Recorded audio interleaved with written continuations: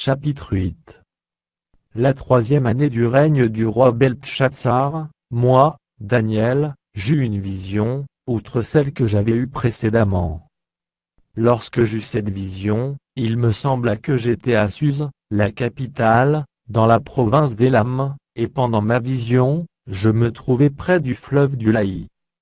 Je levai les yeux, je regardai, et voici, un bélier se tenait devant le fleuve, et il avait des cornes, ses cornes étaient hautes, mais l'une était plus haute que l'autre, et elle s'éleva la dernière. Je vis le bélier qui frappait de ses cornes à l'Occident, au septentrion et au Midi, aucun animal ne pouvait lui résister, et il n'y avait personne pour délivrer ses victimes, il faisait ce qu'il voulait, et il devint puissant. Comme je regardais attentivement, voici, un bouc venait de l'Occident, et parcourait toute la terre à sa surface, sans la toucher. Ce bouc avait une grande corne entre les yeux. Il arriva jusqu'au bélier qui avait des cornes, et que j'avais vu se tenant devant le fleuve, et il courut sur lui dans toute sa fureur. Je le vis qui s'approchait du bélier et s'irritait contre lui, il frappa le bélier et lui brisa les deux cornes, sans que le bélier eût la force de lui résister, il le jeta par terre et le foula, et il n'y eut personne pour délivrer le bélier. Le bouc devint très puissant, mais lorsqu'il fut puissant, sa grande corne se brisa. 4 grandes cornes s'élevèrent pour la remplacer, aux 4 vents des cieux. De l'une d'elles sortit une petite corne, qui s'agrandit beaucoup vers le Midi, vers l'Orient, et vers le plus beau des pays. Elle s'éleva jusqu'à l'armée des cieux, elle fit tomber à terre une partie de cette armée des étoiles, et elle les foula.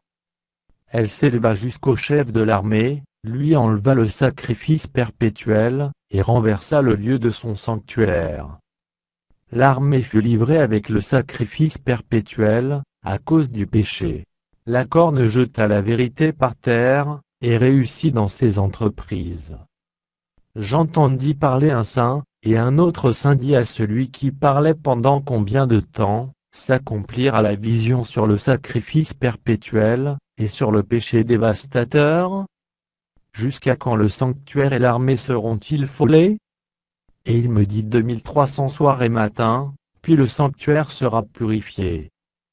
Tandis que moi, Daniel, j'avais cette vision et que je cherchais à la comprendre, voici, quelqu'un qui avait l'apparence d'un homme se tenait devant moi.